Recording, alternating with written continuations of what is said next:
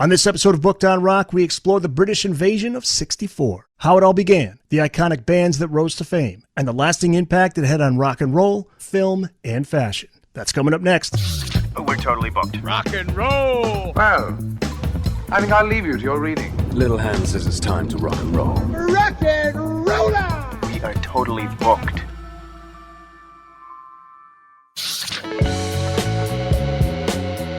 Welcome back to Booked on Rock. I'm Eric Senich. Great to have you back. This episode's guest is Gene Popa, author of the book British Invasion '64, the year that changed rock and roll forever. And man, did it. Welcome to the podcast, Gene. How you doing? Thank you so much, Eric. I'm thrilled to be here. You write, quote, by the last day of December 1964, it was unfathomable to imagine what American pop music would be like without the British. The sounds and the fan bases of the two nations would become unified forevermore, and suddenly the world around us seemed to be in living color at last. Take us back to what the world was like heading into the year 1964, just before the Beatles arrived. It's a world, as you say, that was black and white. If you were to go back to January 1st of 1964, it was a very gray world. People were still mourning the death of John F. Kennedy. Music, rock and roll, just had kind of seemed to be tamed. It had lost a lot of its edge. No one would have ever predicted that a British artist, a single British artist, could have had a major impact in the year ahead, much less a slew of them. And it goes to show you just the incredible impact of the invasion when it did hit. Nobody was expecting it, not even the Brits. It came out of nowhere. It came at the perfect time. It couldn't be replicated. It couldn't have happened before or after. It had to happen at that moment in time. The popular narrative is that until the Beatles arrived, no British rock and roll artist had managed to make a dent on the American charts, but that's not true. There were UK rockers who broke through in the years prior, but only briefly and none with the impact of the Beatles. However, there was one artist you mentioned who had the potential, and that was Cliff Richard. He is, I believe, the third top-selling artist in the UK, only behind the Beatles and Elvis. Talk about him, and why do you think he wasn't able to have the same impact here in the U.S.? Well, first of all, it's hard for people in America to realize the importance of Cliff Richard. If you were to go to Britain, he is as well known as any of the four Beatles. He has been a major star since 1959, still continuing to have top 40 hits in Britain. For reasons I can never fathom, other than two minor hits in the American top 40 in the 60s, he could never break through to the American market in the 60s. And I don't know why, because he did some great music. If I had to equate him with any American artist that people might recognize, it would be Ricky Nelson. I said similar styles. Everyone thought Cliff was going to be the one to break through in America. And he tried and tried and tried, and he just couldn't. By 1963, he was throwing his hands up in the air and saying, we're never going to get it through over there. They have what they need and they don't need us. So still a mystery. Yeah. It wasn't until the 70s that he started having a couple of hits on the U.S. charts. But he didn't last beyond that here in the U.S. And again, he, if anyone, should have been a major star. It should have been Cliff Richard. How much influence did Kennedy's assassination in November of '63 have on the British invasion, in your opinion? It's hard to say specifically what the assassination meant in multiple levels, but clearly it had an impact and an existential impact, especially on young people. JFK was the president of youth. Young people who were too young to even vote looked to him as their leader. And when he was killed, it was the most gut-wrenching experience of their young lives. And they had a void to fill. Nobody knew who was going to fill it. And certainly no one thought it was going to be some British guys. But people were knocked for a severe loop with the assassination, and things were uncertain for quite a long while after that. So it's not surprising that when people were stirred by the invasion, they threw themselves into it wholeheartedly because they needed something to believe in again. Yeah, it seemed like a much-needed release of emotion that the youth of this country must have had, and the Beatles were there to bring it out. Yes, and as I mentioned earlier, the invasion had to happen at that time. And it literally had to happen when the Beatles appeared on Sullivan on February the 9th. If they'd have been there a week before or a week after, I don't know if their impact would have been quite the same. But that was that perfect moment in time where everything just erupted. February 9th, 1964, the legendary Beatles performance on Ed Sullivan. 73 million people watched, which you'll never have that happen again with all of the splintered choices that people have. Streaming services, YouTube, Netflix, you name it. There's no way. I don't think you could ever capture that many people in one setting. I doubt it. Ed Sullivan happily told the story of how he first learned of the Beatles. How did he learn of them, and how much of what he told is a good tale and how much was true? At its heart, his story is truthful. But in Ed's telling, he happened to be in England in October. He had done a show there, which, interestingly enough, had Cliff Richard as one of his guests. And once it was over, he's flying back to New York, and he was at the airport, and there were about 1,500 teenage girls in the rooftop observation area screaming. And he knew the British Prime Minister was at the airport that day, and he commented to an airport official. He said, "I didn't realize the Prime Minister had this kind of a youth following." And the official said, "Oh, no, they're for the Beatles." And Sullivan said, "Who the hell are the Beatles?" And he said, "They're the most popular pop group in all of Europe right now, and the girls go crazy for them." And as Sullivan tells it, he said at that moment that, well, if they're that popular in Britain, I want to bring them to America and make them popular there. The fact of the matter is, he had booked them several months earlier. He had a booking agent in London who would often sign various British acts to the Sullivan Show. Ed liked a lot of British acts, particularly comedians and some musical acts. And his booking agent rang him up and said, "These boys are big over here, and I think your audience would like them." So Ed signed them up. Beatles manager Brian Epstein said, "We don't want a lot of money for this, but we want 3 consecutive dates on the show, just like Elvis had." And for Ed Sullivan, that was an easy give, because even if they flopped on their first appearance, he didn't really have to show them the 2 weeks after that. He could have just paid them off and said, we're not going to put you on the air, boys. Sorry. But if they were a hit that first week, he had them for 2 more weeks afterwards. So it was a good gamble for Ed. Paul McCartney quoted in the book on the plane flight over to New York, "Since America has always had everything, why should we be over there making money? They've got their own groups. What are we going to give them that they don't already have?" What was it that they did give American audiences that they didn't already have? Or was it just right place, right time? In a real sense, they gave America their rock and roll back, because, as I mentioned, rock and roll by early 64 had been tamed. It was the era of the teen idol. The major record labels did not allow wild men to be putting out records as they had in the 50s. So you weren't hearing Little Richard on the radio. You weren't hearing Jerry Lee Lewis.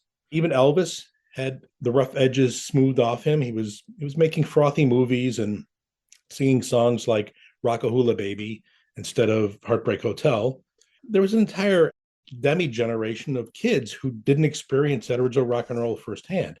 And all of a sudden, here come these guys who have not necessarily doing the music of the 50s. They had the energy, and they were playing a lot of rhythm and blues songs that a lot of white kids in America weren't hearing, even though they were contemporary songs. But a lot of white kids were listening to Motown in early 64. So what they brought to Americans was their own history. And they said, this is what you're giving up. You need to embrace this. It's understandable that on the flight over, Paul and all the Beatles were really terrified about making it in America. That had always been the goal. They always knew they were never truly going to be as successful as they thought they could be unless they could be big in America. But nobody had been big in America yet from Britain. And they were deathly afraid that they were going to flop, and that was going to be their chance, and that was going to be the end of everything if they didn't make it.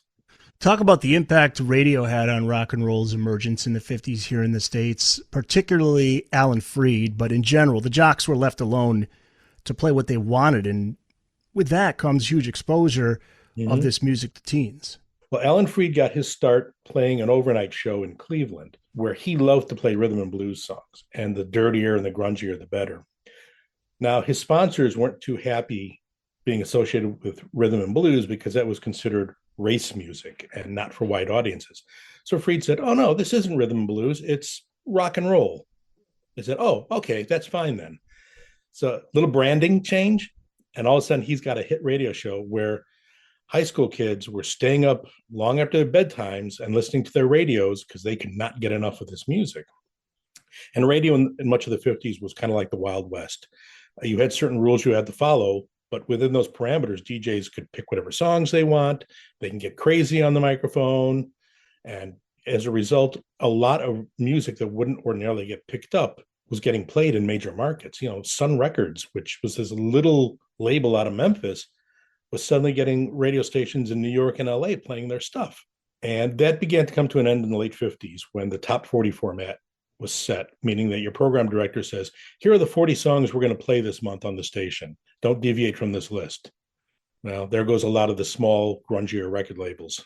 You write, quote, when the Beatles first hit the shore in America, there were other boots on the ground right behind them. Among the big bands to emerge were the Dave Clark Five.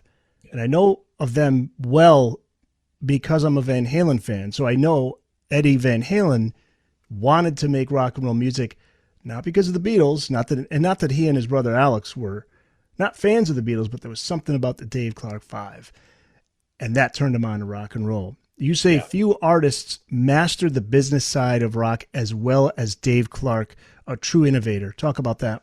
Well, I think even Dave would admit he's not much of a musician. He can pound the drums, but even he would hire session drummers for the Dave Clark Five recording sessions.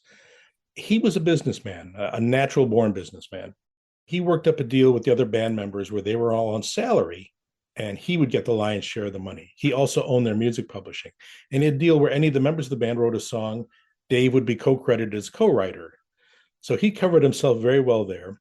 But his best deal was the agreement they came to with their record label, which, they were doing well in ballrooms and in clubs, and the label, I think it was Columbia in Britain, wanted to sign them. And Dave said, no, we don't want you to sign us. Here's what we're going to do.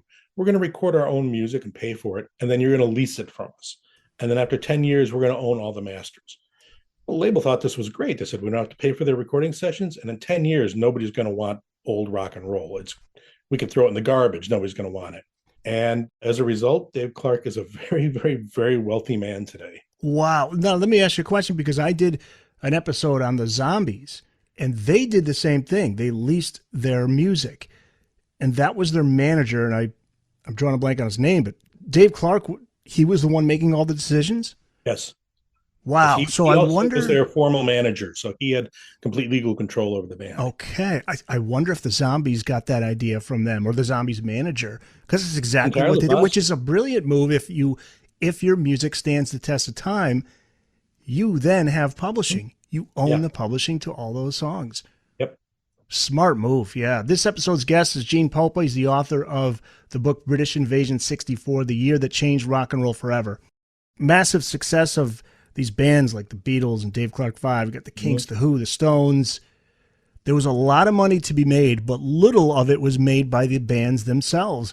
How were record labels divvying up the money that came in, and why so little to the bands? Well, as they had their stacks of money on the table, occasionally a few coins would fall onto the floor, and the recording artists could scramble for those. In Britain, the Beatles and most of the other recording artists received 1 penny per record sold. Man. In the United States, they received 1/2 of 1 penny. They ate that half of a penny, and then their manager would get automatic 25% right off the top. Whatever was left was divvied up 4 ways by the other Beatles. So even though the Beatles sold 25 million records in America alone in 1964, they didn't make a whole lot of money from record sales. Now, John and Paul made a lot of money as songwriters, because songwriters get paid a lot more than the artists. And of course, the Beatles were making top dollar as a touring act. So they were doing all right financially in those regards. But yeah, as far as record sales go, nobody was going to be making bank off of that. Booked on Rock Podcast. We'll be back after this. The curtain will go up on Act 2 after our short intermission. Who was Herman Kennan, and why was he a threat to the British invasion?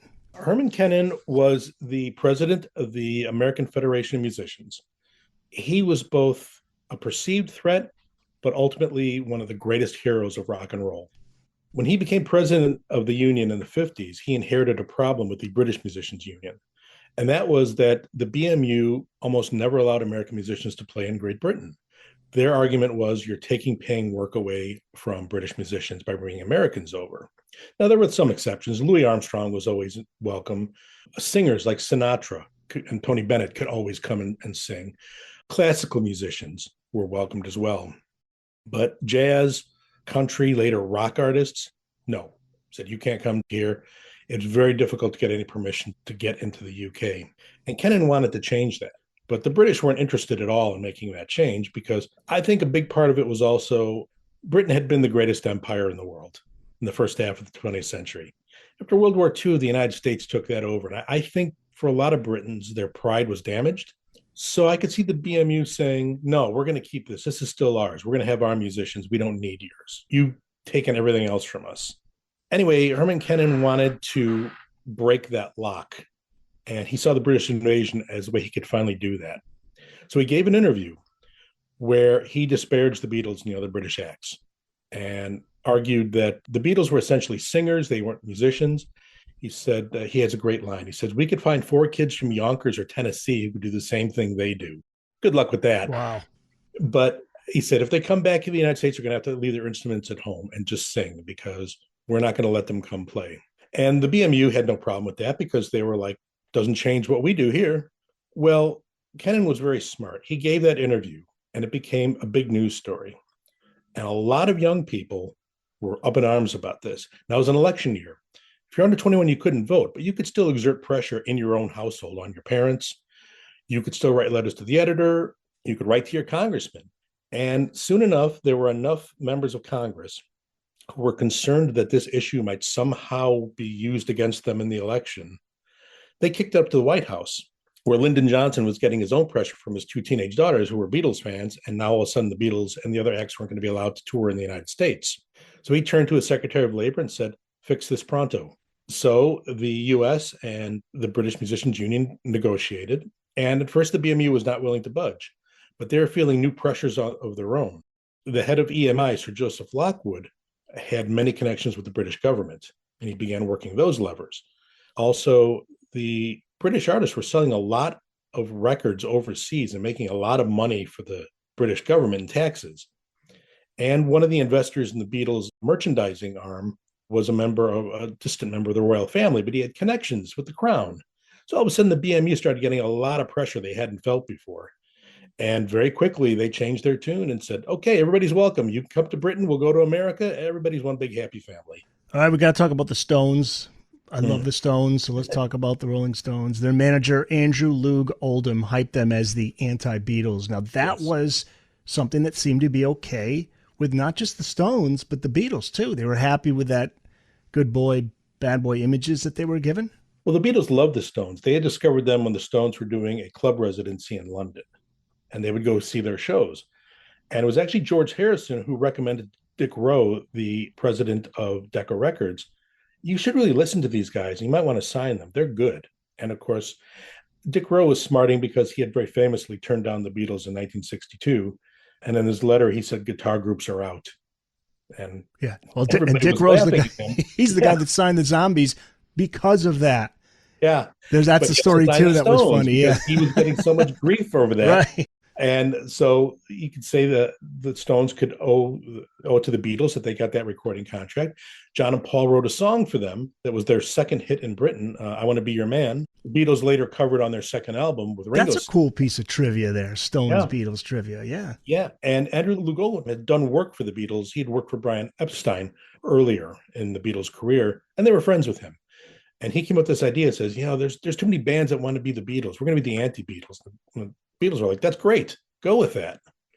So they were more than happy to help perpetuate that notion. Interesting that the American musicians who shared an affinity with British invaders were blues artists, right? Yes. Blues artists who had been largely ignored by white America during its entire existence. But in Britain, Howlin' Wolf and Muddy Waters were gods to people like Eric Clapton, these middle-class British white kids, that somehow that music spoke to them. And when these kids came to America and played that music, the American kids were like, this is fantastic. And not only did they discover the blues through acts like the Rolling Stones and the Yardbirds, but you started seeing blues artists appearing on mainstream television.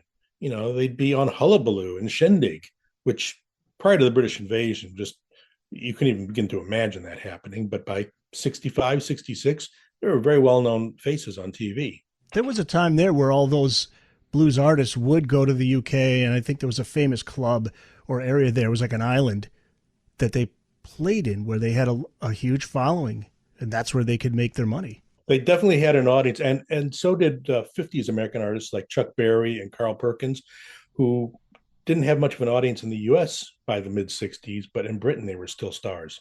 The Beatles and Bob Dylan in the 60s, the mid-60s, particularly is fascinating. You talk about how Dylan deserves study during this period of his career. We know how much Dylan influenced the Beatles. They were big fans of Freewheelin', Bob Dylan. There were pictures of them with that album. Yeah.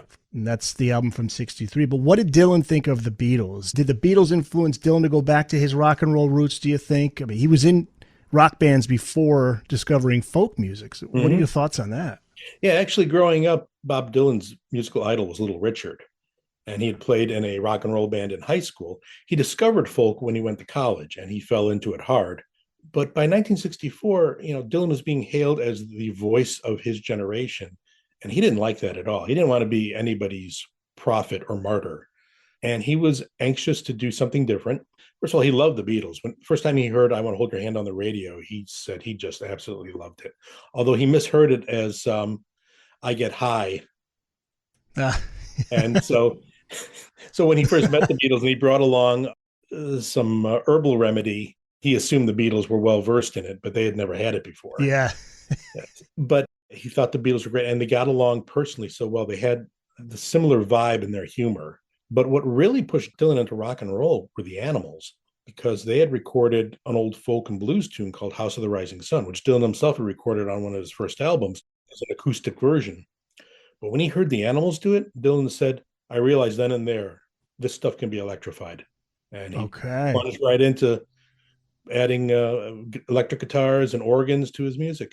You write, quote, the American response to the British invasion was a study in contrasts, expected yet unpredictable, cautious yet bold, routine and yet startling. All of it made for a musical melange that resulted in a top 40 radio listening experience that was as eclectic as it ever had been, or perhaps ever would be again. And it really was all over the map. Talk about the artists that had success in 1964 amidst the British invasion. You mentioned Motown earlier. Motown was huge. Motown really broke free in 1964. It was coincidental, but very fortuitous, that Berry Gordy had planned to do a big push for the label in the summer of '64. He no longer just wanted to be a top black record label. He wanted to be a top label where both black and white kids were dancing to their stuff. So he did a huge push, and he had Mary Wells, who hit #1. He had Smokey Robinson and the Miracles. He had Marvin Gaye, he had the Temptations, and he had the Supremes. The Supremes nobody could predict, because they seemed to come out of nowhere, and they just started having #1 hits left and right. They were matching the Beatles with #1 hits right and left. But we tend to think back now, 1964, okay, you had Motown and you had all the British acts, and that was pretty much it. Three of the biggest stars on the charts in 1964, all of whom had #1 hits, were Louis Armstrong, Dean Martin, and Bobby Vinton. In the midst of the British invasion, they were still hitting #1. Again, what shows you how eclectic the radio was at that time. You could turn on your top 40 radio, but you'll hear some Frank Sinatra, and then you'll hear the Rolling Stones. And people didn't think that was strange. It was all what was popular. That was really cool. That's like pirate radio, too. Pirate radio, the Beatles got a lot of exposure through pirate radio, I'm assuming. They did, yes, because the BBC had a lock on radio in Britain, and they would play rock and roll during certain hours of the day, although that expanded throughout the 60s because as it became the more predominant musical form, their listeners were clamoring for more of it on the air. But you didn't have 24-hour rock and roll radio in Britain at that time. What you did have were some entrepreneurs who got some ships and went out beyond the border on the water and had a transmitter and commandeered some radio waves and started broadcasting their own music. And they would play anything and everything. The pirate radio stations were hugely influential in the mid-'60s. By '67, the government had shut them down. But by that point, the BBC was really expanding their radio play of rock and roll, so it kind of made up for the loss. Yeah, kids would listen to their transistor radio as they fell asleep at night. Had it right there on the pillow, listen to pirate radio. And since the 50s, there had been Radio Luxembourg, which was a radio station with enough wattage that at nighttime, if the atmospheric conditions were right, you could hear it in Britain. And Paul McCartney's father hooked up an extra long cord to a pair of headphones and would plug them into the radio in the living room. And as Paul would go to bed, he put the headphones on and he could listen to the music as he drifted off to sleep. And one of the things Radio Luxembourg did was play recordings of Alan Freed's show. So Paul was hearing, and the other Beatles were all hearing things that you couldn't really hear anywhere else in Britain. Booked on Rock Podcast. We'll be back after this. The outlook is rosy. The future is bright. And the British invasion affected more than just what we heard on the radio. There were movies and television series, like Spy TV became huge. Mhm. Talk about the British invasion's influence on fashion and film and pop culture. Well, thanks to the music, it seemed that all things British became very, very popular in the United States. You also had the James Bond movies, which were huge hits. In 1964, Sean Connery was the number one box office star in the world. And you started getting some British shows like The Avengers and Secret Agent Man being shown on American television in prime time. And design and fashion was suddenly very important. Nobody thought of London as anything other than a gray, stodgy old city until about 1965, when suddenly it became swinging London. And everybody wanted to know about the Carnaby Street fashions and what's the latest sound that's happening there. And you think about how the city on the other side of the ocean was having such an impact in every quarter of the United States. There were kids in Alabama who were just gaga about what was happening in London. It's just amazing to think about.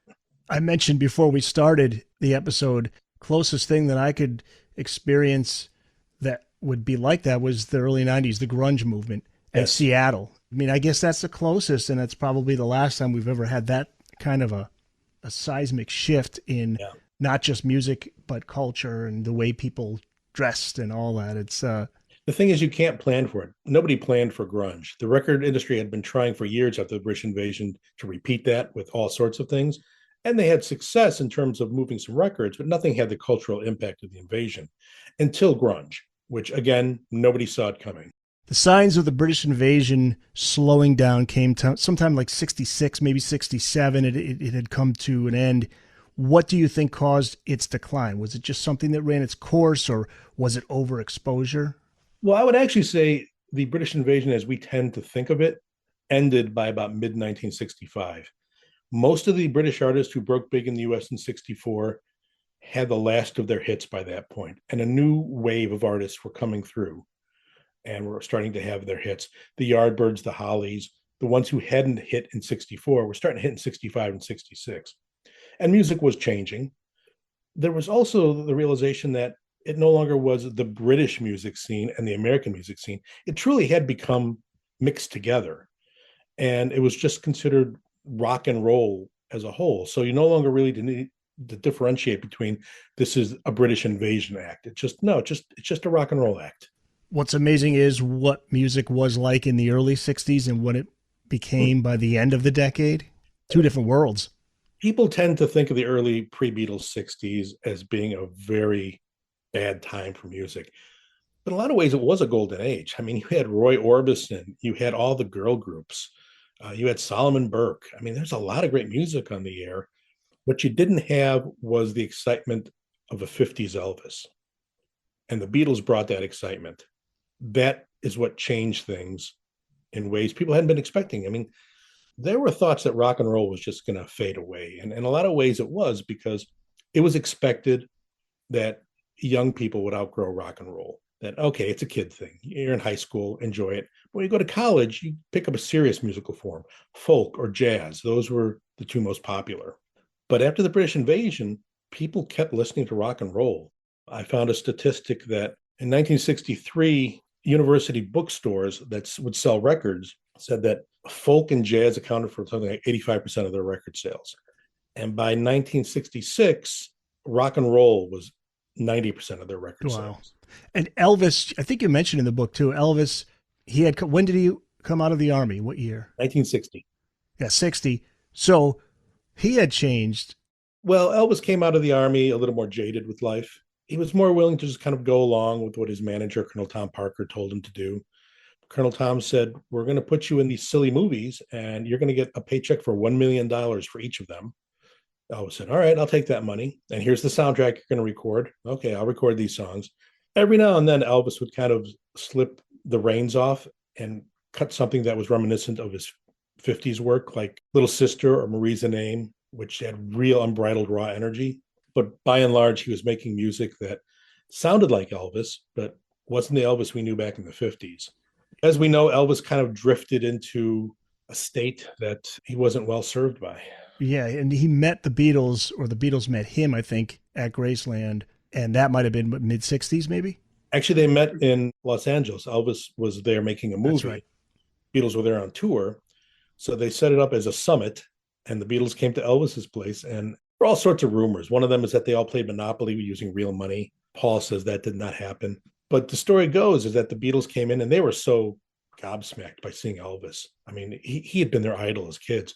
They just sat there quietly and they weren't saying a word. And Elvis was sitting there, and finally he got up and said, well, nobody's going to talk. I'm going to bed. And that broke the ice.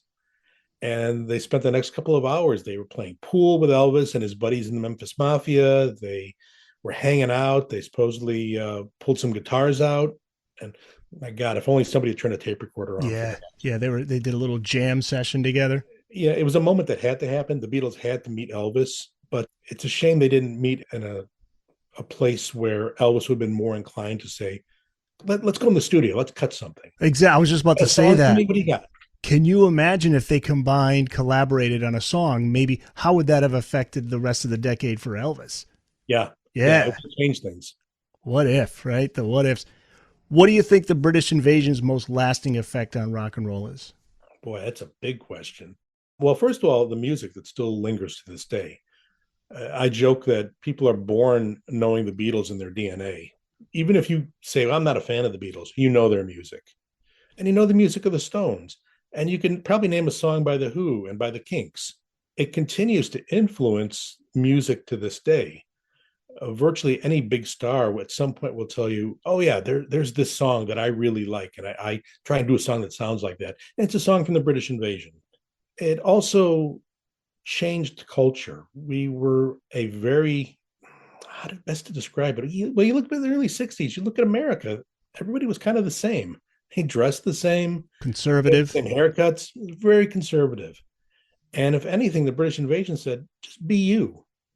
Grow your hair long. Wear what you want to wear. Just have fun. Be silly, like the Beatles had that silly sense of humor. Yep. Yeah, I would say the music stands the test of time. Looking back at the styles, watching the old clips of the Beatles or the films from those days, it's great to look back on it in a nostalgic way, but the music stands up. That's really, to me, what really is the ultimate proof that, the British invasion, it didn't go away then, and it never has gone away because people still listen to that music. And to blow people's minds, the Beatles averaged 2 albums a year and 3 standalone singles that weren't on any records. Wow.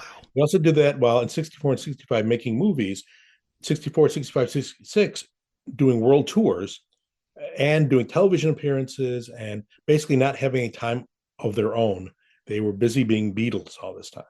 You think of artists today, major artists who can go 5 years between album releases.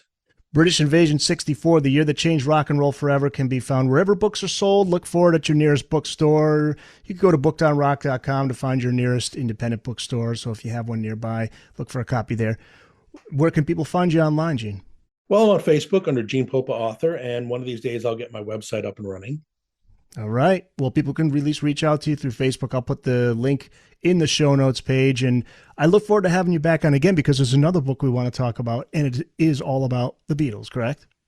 It is. And in a certain sense, it's a bit of a sequel to the British invasion. Although the focus is entirely the Beatles, but it's sort of the second act of the Beatles after the British invasion. Yeah, I look forward to having you back for that. Maybe sometime, a few months from now in the summertime, we'll have you back on to talk about that one. Thanks so much, Gene. Thank you, Eric.